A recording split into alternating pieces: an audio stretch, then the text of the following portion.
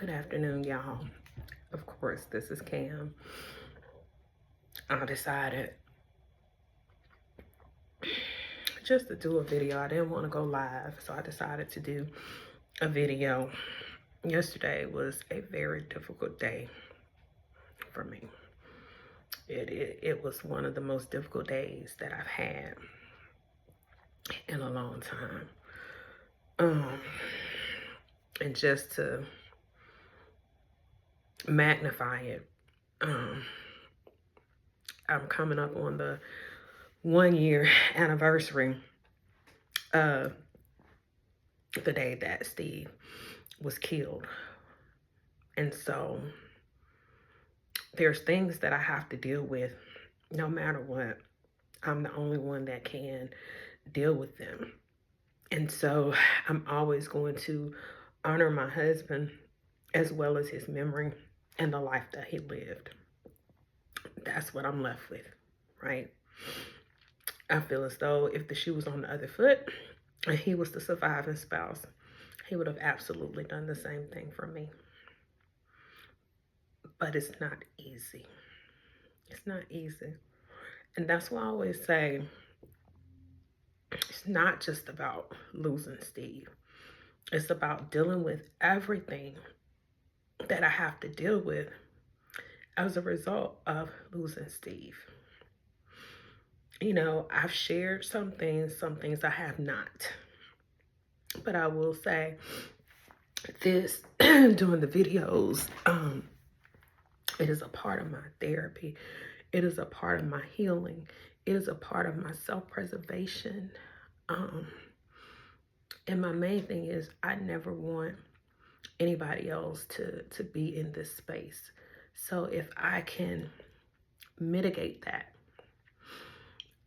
or to serve a purpose in some way so that nobody else has to feel or be in this space, then that's what I'm supposed to do. You know, I have always said that I believe that there has to be a purpose or a reason behind all of this, right? Living my life the way that I have, the way that I do, and then to lose my husband the way that I did in such a traumatic way. Like, God makes no mistakes, but I'm trying to understand, you know, what is my purpose?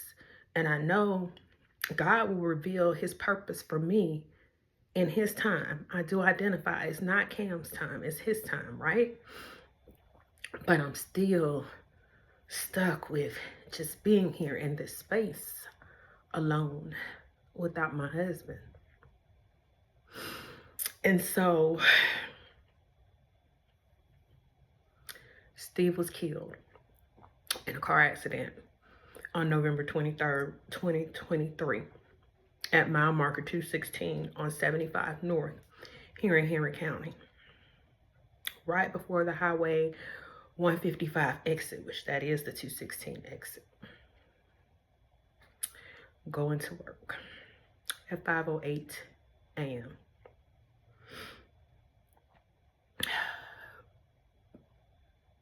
He got up, he left the house as he normally would do.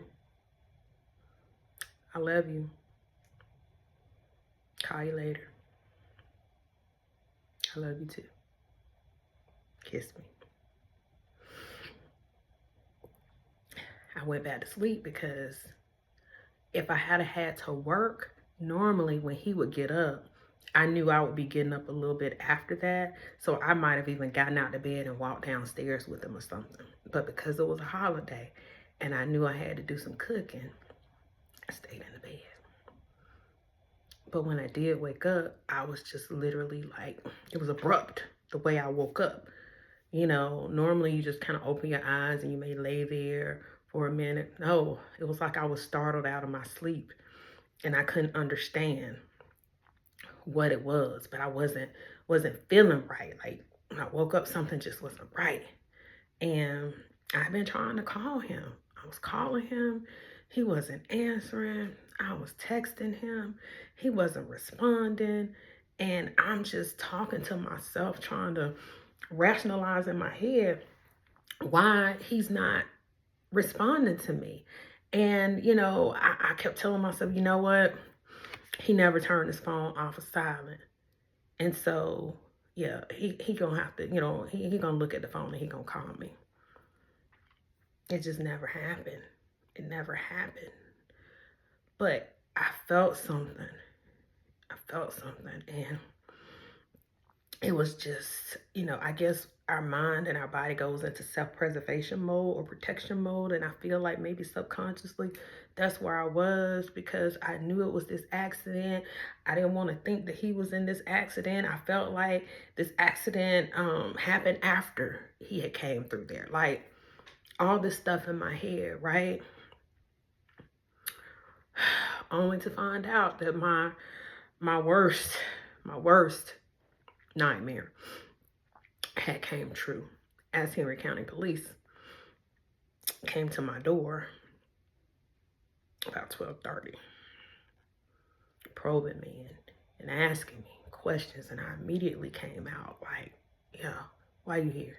Like, what are you getting ready to tell me? Like, are you getting ready to tell me that something happened to my husband? Like, and as I'm talking to them, and you know, people that know me know I'm very animated, but literally I was in my pajamas, my bonnet, because I was still cooking. I never got out of my clothes. And I'm just like asking them, and I'm like, they're asking me my name. I'm telling them my name. And then one of the officers says, you know, do you know Steve Golden? And I was like, yes. And he was like, well, how do you know him? And I'm just like, he's my husband. And I was like, are you here to tell me that something happened to my husband? I'm aware that there was an accident that happened at mile marker 216. I was like, I've been calling him. He's not answering. He's not responding to my text. This is not like him. I don't feel like he's with me.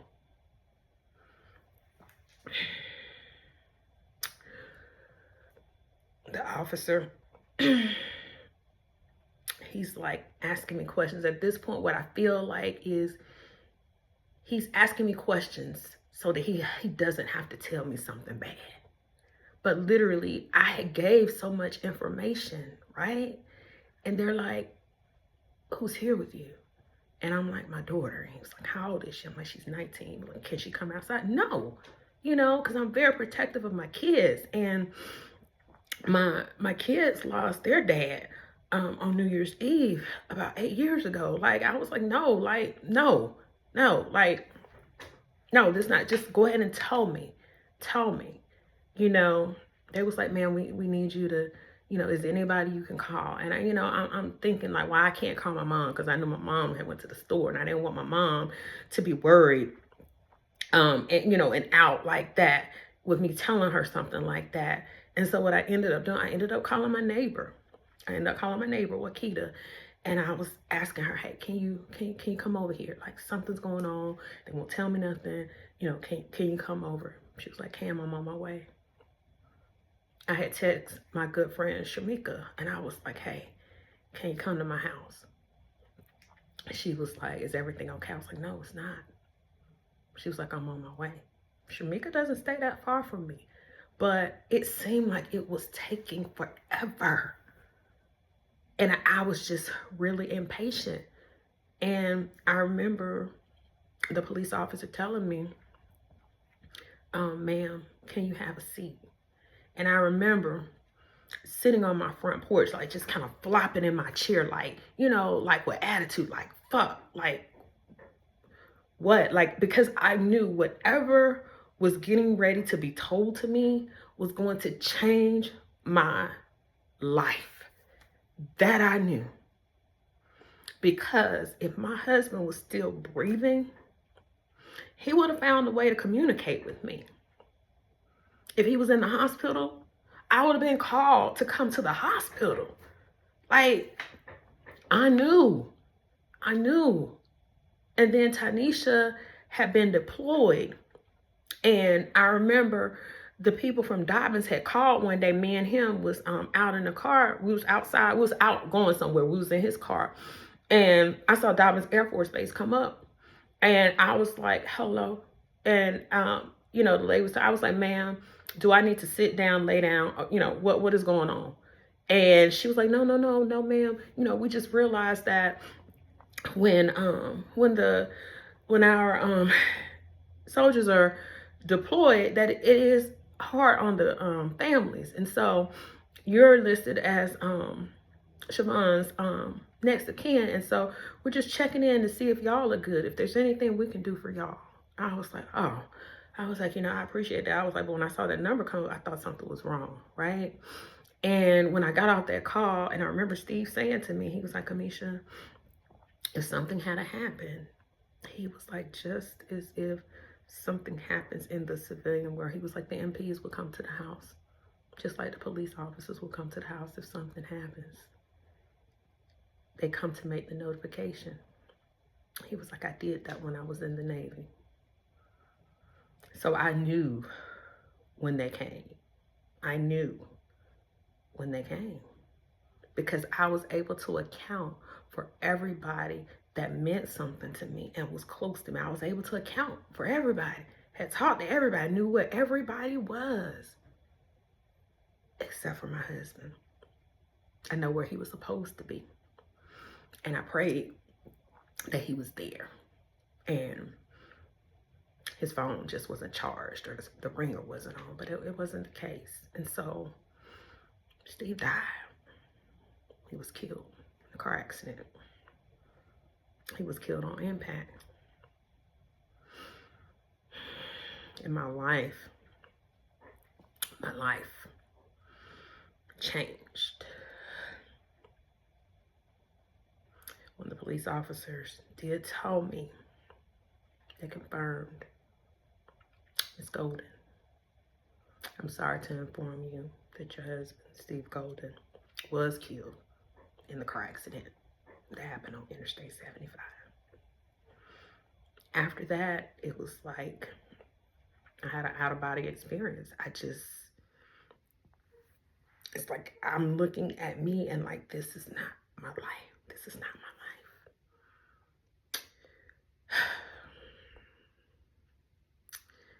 And I just remember my neighbor was asking me, she was like, Cam, do you want me to go to Sydney? Because I realized Sydney's listening to the whole thing on the Ring camera.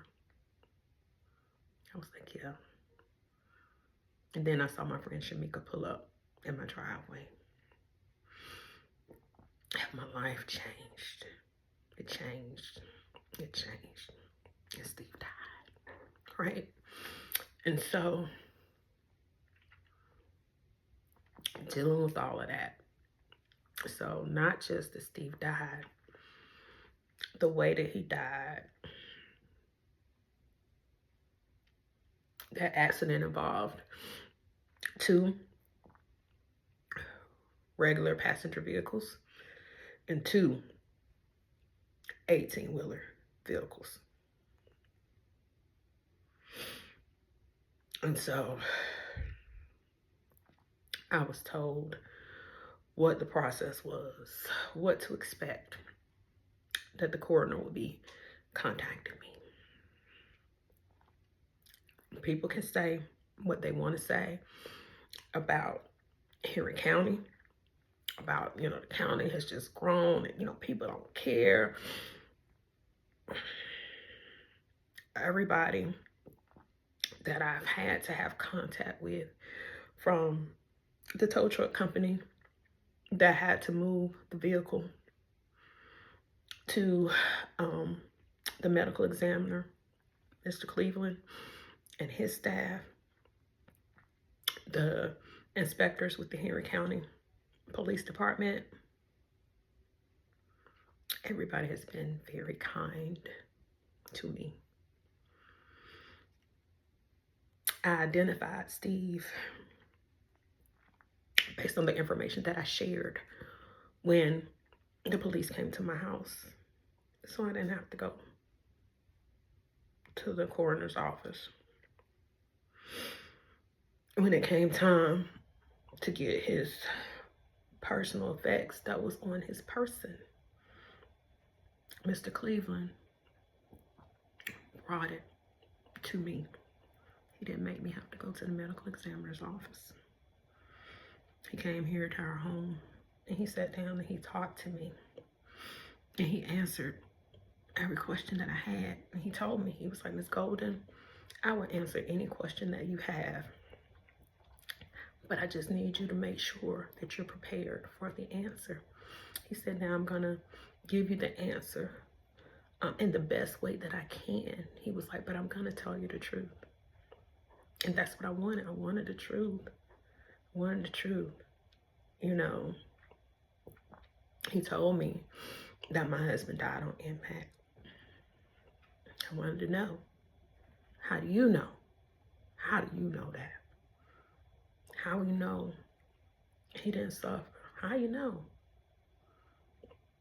He told me how he knew. And that's not even what I do, but it made sense to me, right? I was like, okay.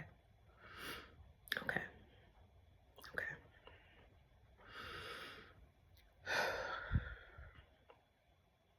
The last thing I remembered that the police officer said to me was, Ms. Golden, your husband wasn't at fault. I never thought he was. He died. He died.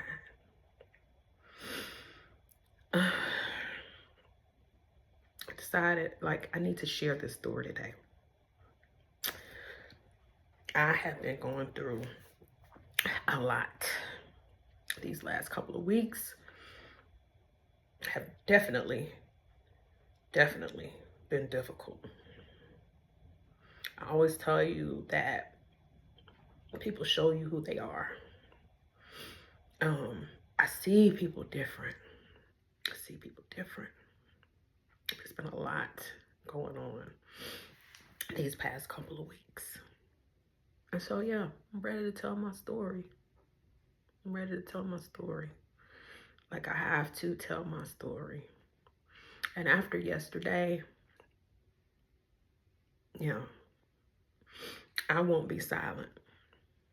I will continue to tell my story, because it's like, for everyone that continues to extend their condolences, Ms. Golden, I'm so sorry for your loss. Ms. Golden, if there's anything I can do for you, just let me know. That is just like a knee-jerk thing. Most people don't mean that. They just say it because it's a formality. They don't mean that. Because if you meant it, you wouldn't move the way that you move. You wouldn't do the things that you do. You know what I'm saying? And it's very unfortunate that 4 different vehicles was involved in that car accident. My husband is the only one that did not come home. Everybody else literally walked away. And my husband didn't. And as time has gone on, I have information. I've learned things. I know things, right? These are facts. This is not fiction. This is not no conspiracy theory of cams. No, these are facts. And so I'm angry. And I think I've said it before. I'm angry about a lot of shit. I'm angry because I know that God doesn't make any mistakes.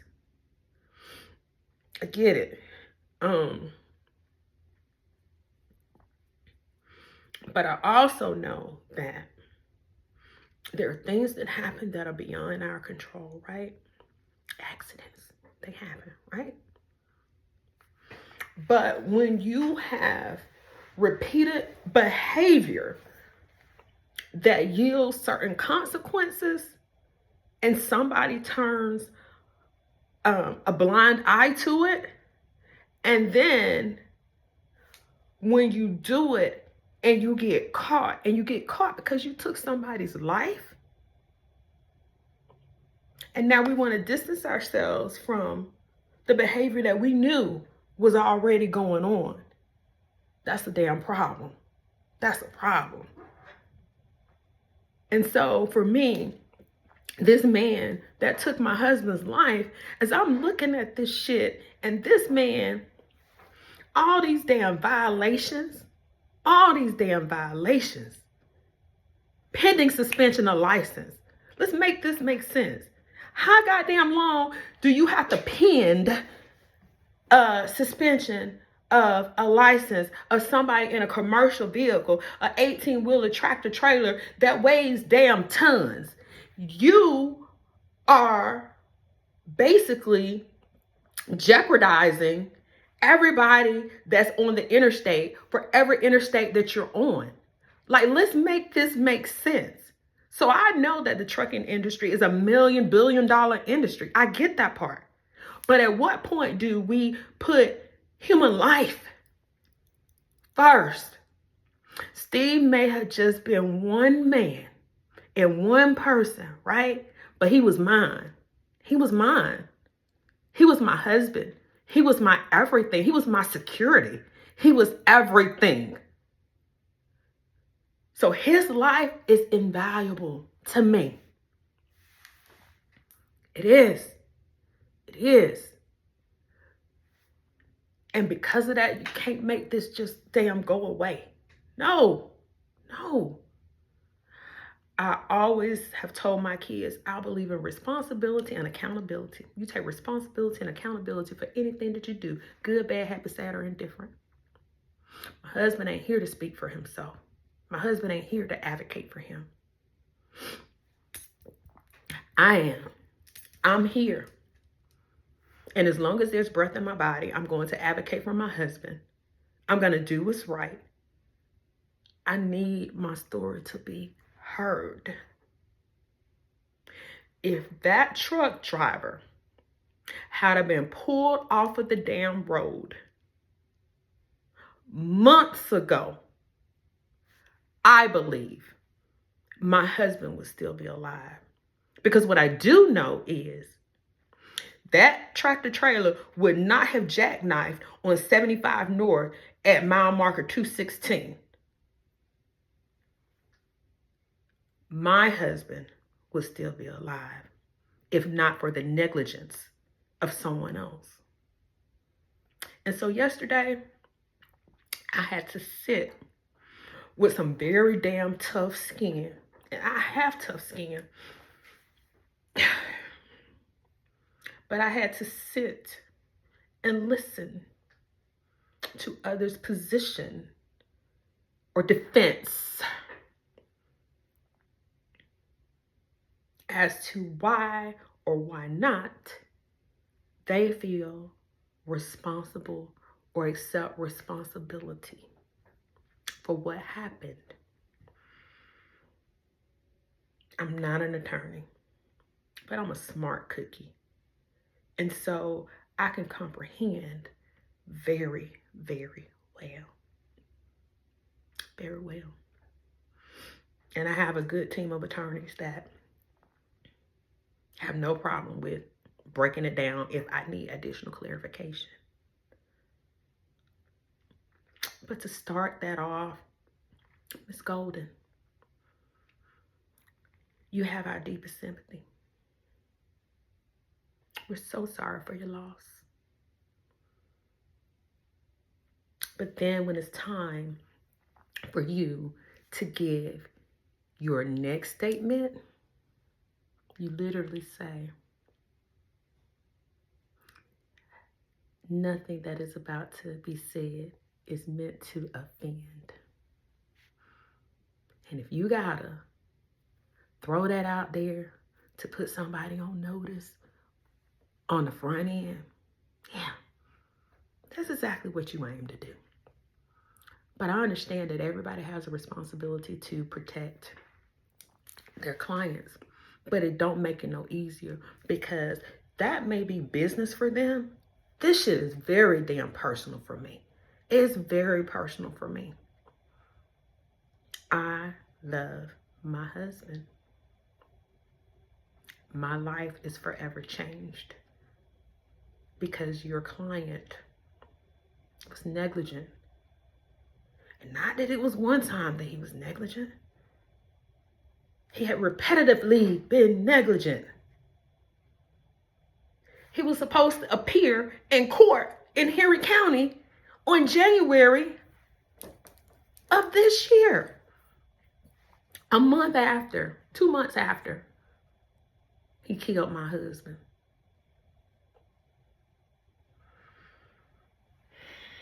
You know, when things of this magnitude happen, after they happen, there's a whole integrity piece. We gotta look at the integrity of everybody.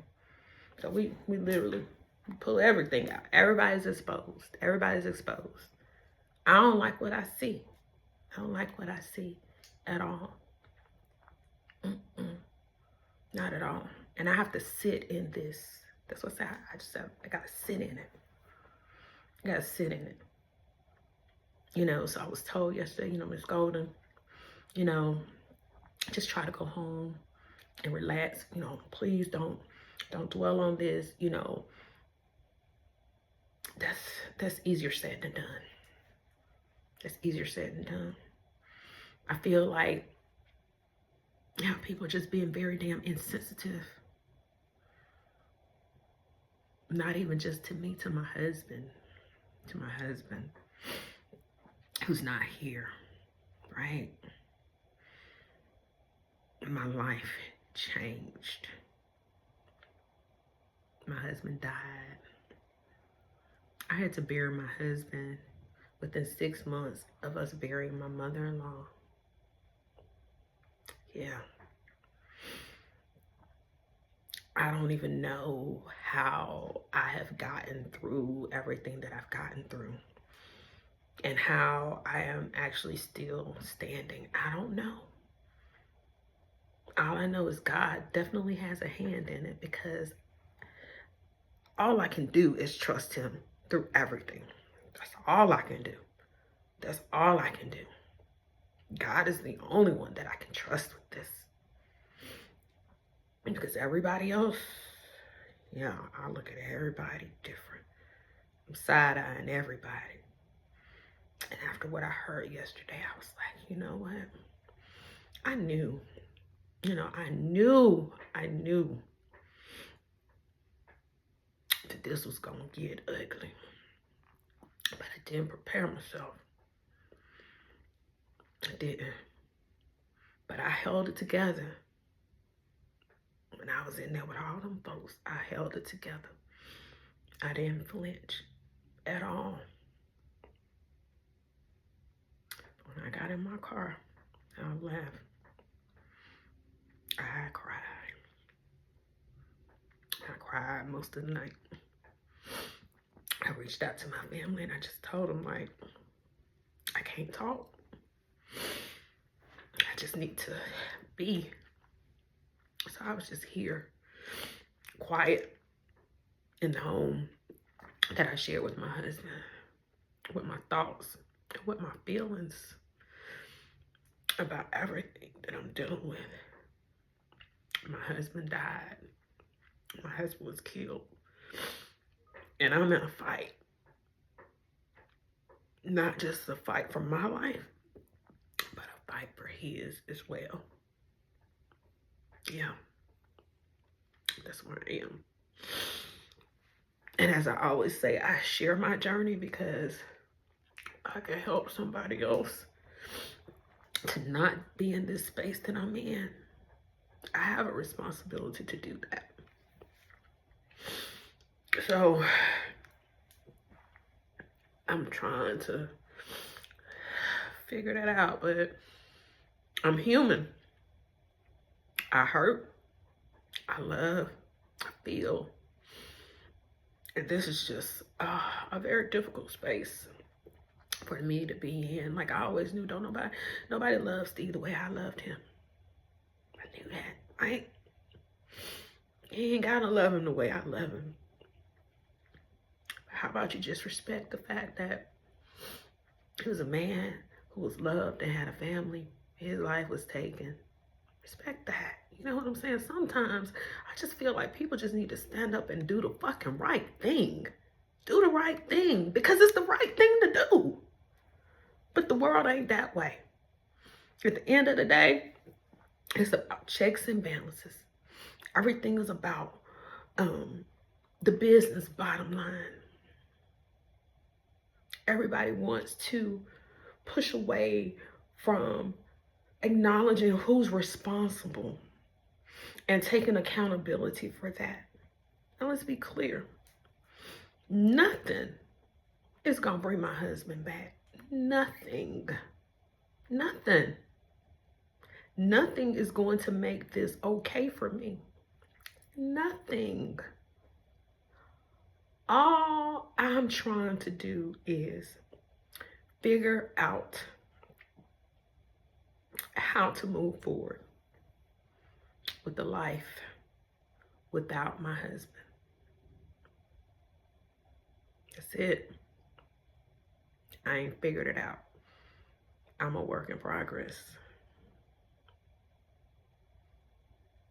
That's it. But I still have to deal with this stuff.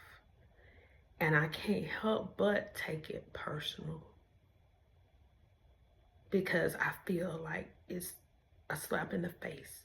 It's disrespectful. You know? So coming back and you know, you give me your condolences. It's cool. I just wanted to come shake your hand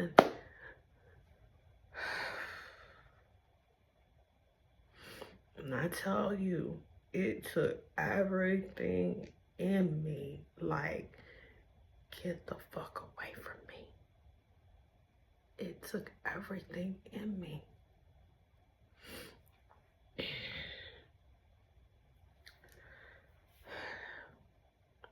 But I have to act a certain way. I have to conduct myself in a certain way to protect my husband.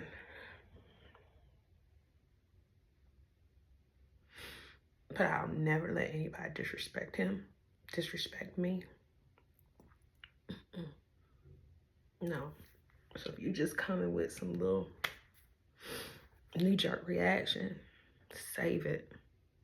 Save it. Save it.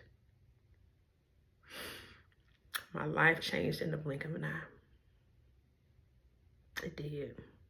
Nobody can ever make this right for me. Nobody. I've had to deal with a lot of shit. Yesterday, I never knew that somebody called 911. I assume they probably did. I heard the 911 call yesterday.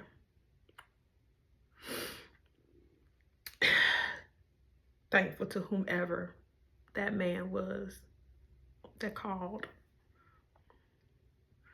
Praying for him as well. Because I heard in his voice when he said it's bad.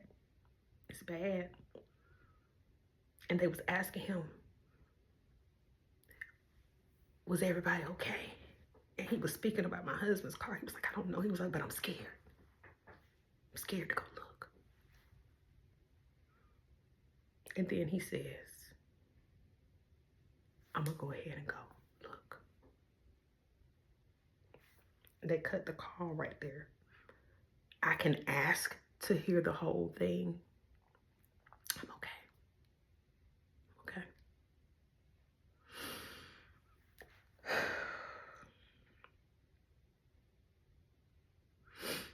I had seen a picture of the car after the accident from one angle. Yesterday I saw it from 6 different angles.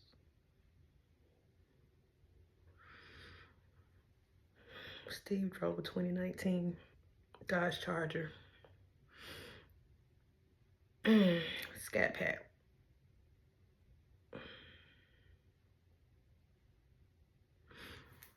The only thing that was still remaining was the back driver's side, the back seat in terms of the body of the car. Everything else was gone.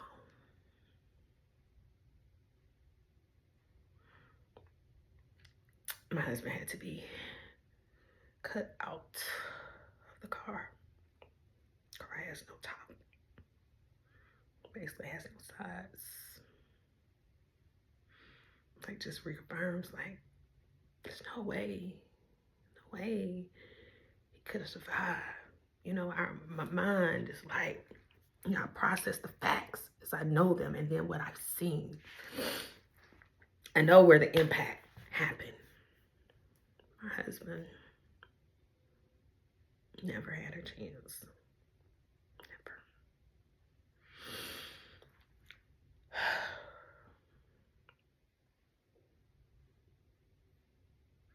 But for businesses to want to argue who's responsible based on the way you chose to do your business. This is the way you was running your business before Steve Golden even came into play. You was fine with it because it was a cheap thing to do. You was fine with it because it removed you, so you thought, from liability. My husband died. My husband died.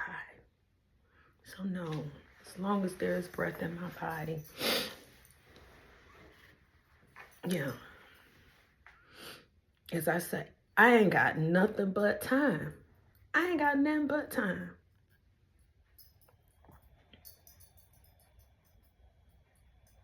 I'm gonna do what I need to do.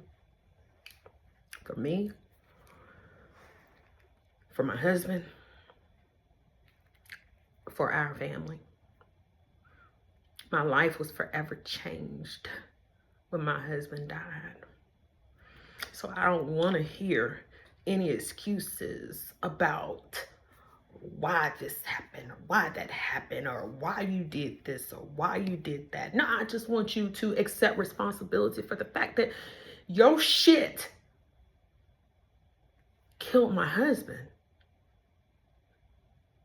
You was out here trying to be cheap.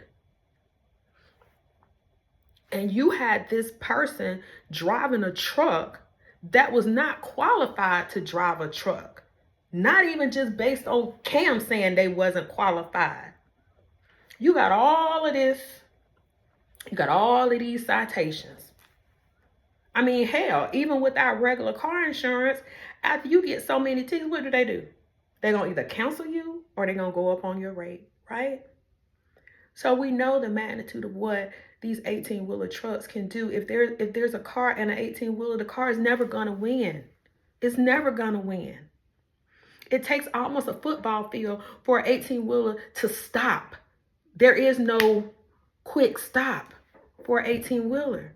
We have a responsibility to make sure that if you're driving one, that you're following all of the laws, that's federal and state laws, in regard to operating that vehicle.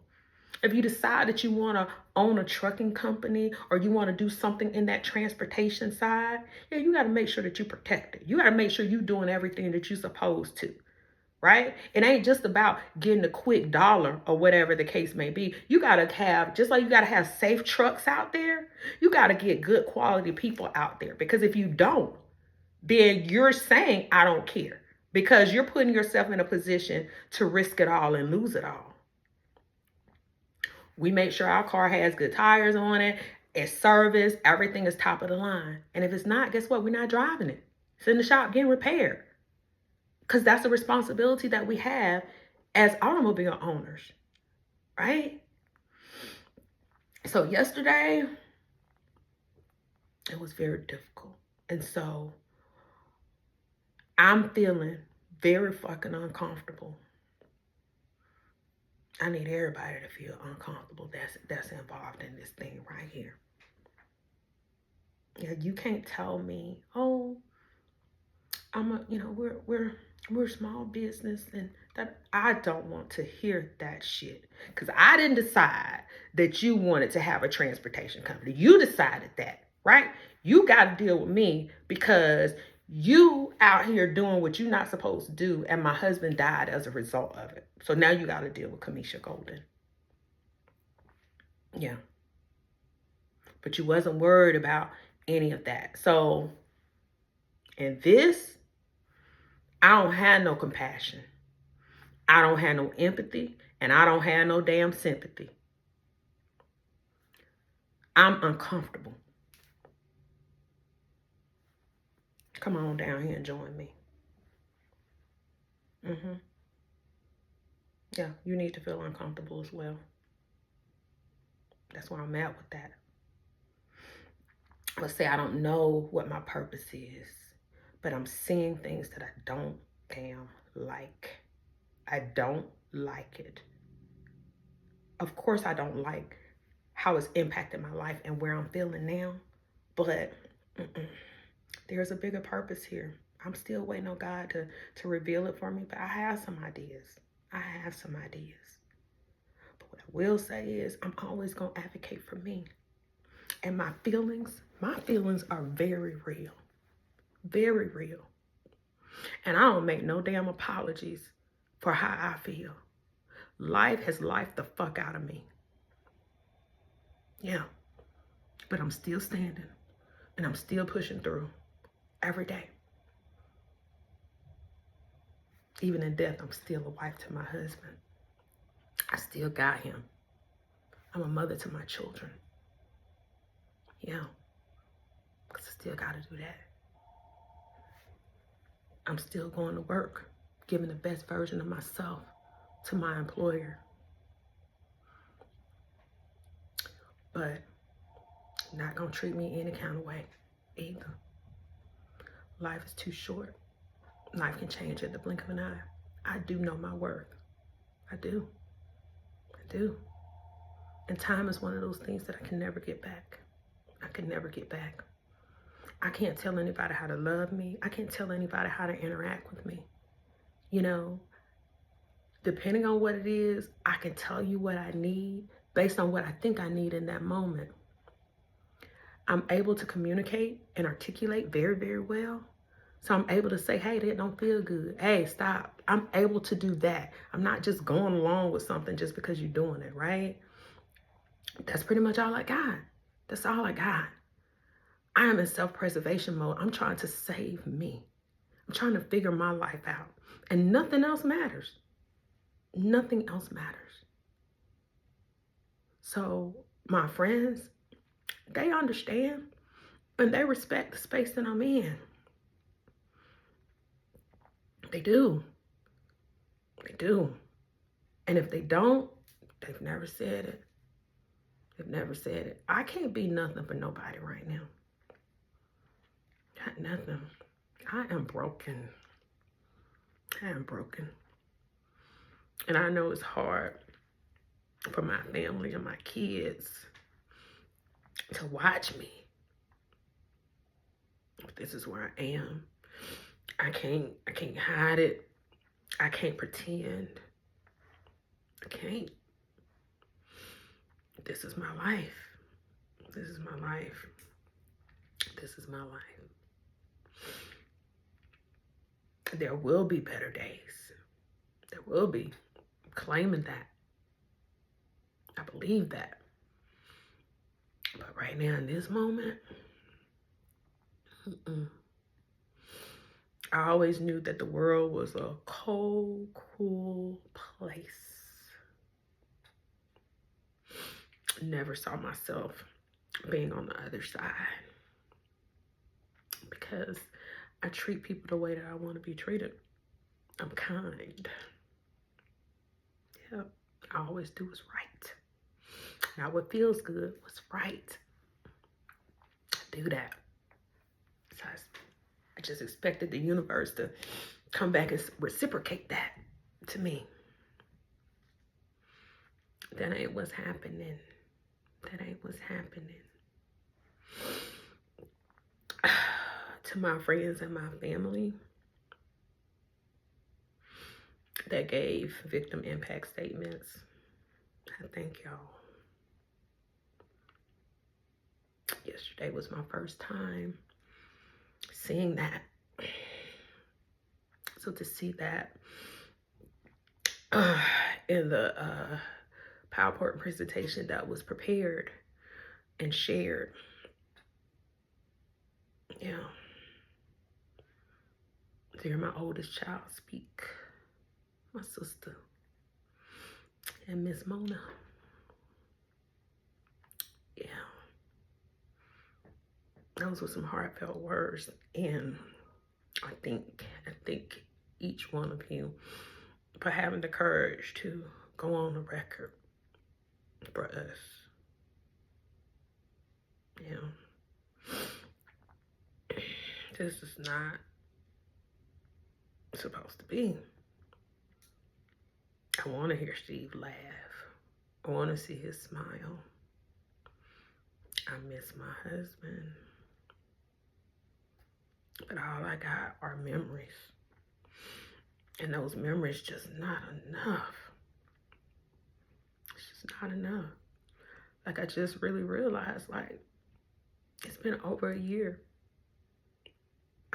Whatever pictures I have, that's it. Like, the last pictures that Steve and I had together was when we were at our nephew and our niece's wedding, Jasan and Eric. Those are the last pictures that we have together, because we didn't get to do anything else together. And now he's gone. He's gone. And I'm left here trying to figure things out. Continue to work on not just me, but the world not forgetting who he was and the imprint that he put onto the world. You know, Steve served in the Navy for over 20 years. He worked over there for Paragon for over 23 years as a private security officer, securing the buildings at our federal buildings here. He always gave so much of himself. He would give you the shirt off of his back. He always wanted to help people. Always did. So his life meant something to me, and of course to our family and our friends. But I need him to be imprinted in history for those to come, our grandchildren, anybody else that just wants to know, who was Steve Golden? He deserves to be remembered. He does. He sacrificed so much of his life. I didn't like that every holiday my husband had to work. The only holidays he didn't work is if it fell on a Friday or a weekend. If it fell on any other day of the week, which was his regular day, he always had to go to work. So every Thanksgiving, I was pretty much always by myself. And then the whole plan was we would have dinner here, or we would be at my parents' house or whatever. But when he came home, he had dinner. If we was entertaining, he would change his clothes, do everything he needed to do, and he was with me. I didn't like that, but I understood the responsibility and the job that he had, right? So I learned to accept it. But now, I don't have him. And now, Thanksgiving is coming up again. I'll never look at Thanksgiving the same again. How do I go and, enjoy time with family and celebrating, and he's not here?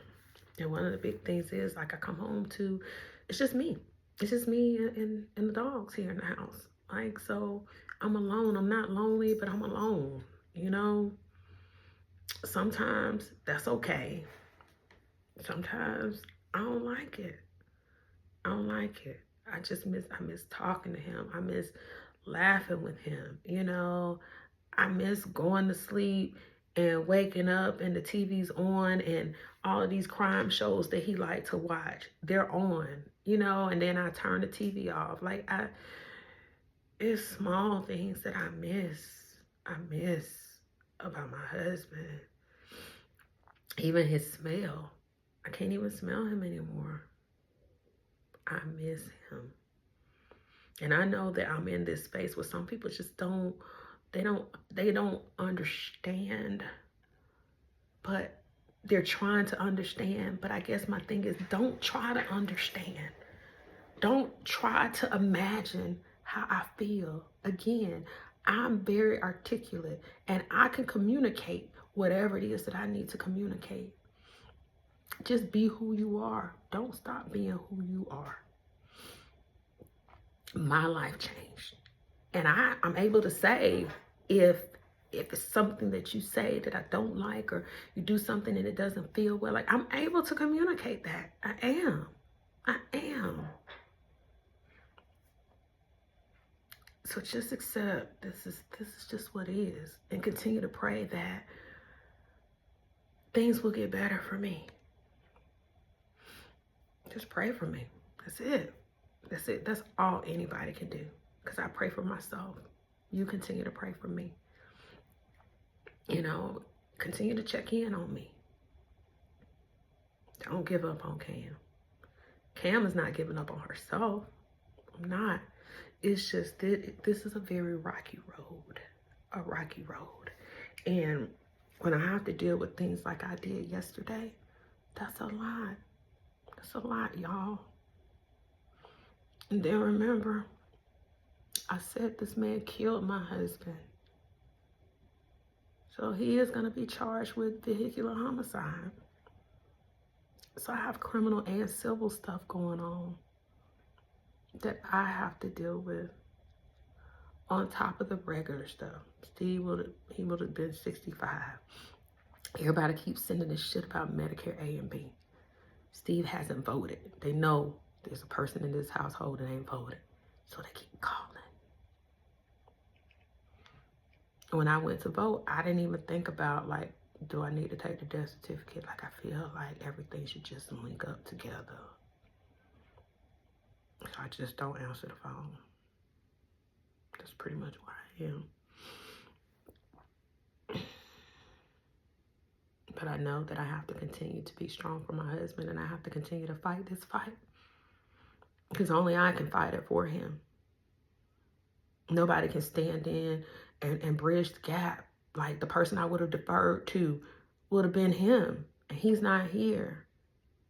So I gotta do it. I don't have no choice. You know, I've had friends that say, you know, Cam, you know, if you need me to go with you, I'll go with you. And I'm like, yo, these things that I have to do, these are like days out of, like, the whole day. This is like 8-10 hours out of my day that I gotta trust processes. I have to. You go ahead. You know what I'm saying? I got people that's there with me, that's making sure that I'm good, right? It's not practical for everybody to just be off from work and to be there with Cam. I appreciate the fact of that you even think about me in that way, and you're willing to extend yourself in that way. I appreciate it. I'm going to continue to do everything that I need to do. Whatever I need to be, whatever hearing, whatever it is that I need to do, I'm going to do it because my husband mattered. His life mattered. I'm responsible. I feel like it's my responsibility to ensure that this process is done to the best of its ability. I know everybody has a job or a role to play. Because I'm not an attorney or any of that, right? So everybody has a role to play. But just like Steve knew, like, yeah, when it was stuff that was going on, it didn't feel right. Like, I became an expert in it because, yeah, you can't just tell me any old thing. I'm gonna make sure I know the answer to the question before I even ask it. And so that's kind of where I am in this process with Steve and his passing. that's kind of where I am. And so I'm trying to move forward, still honor my husband because he'll never be forgotten. Can't forget him. I don't want the world to forget him either.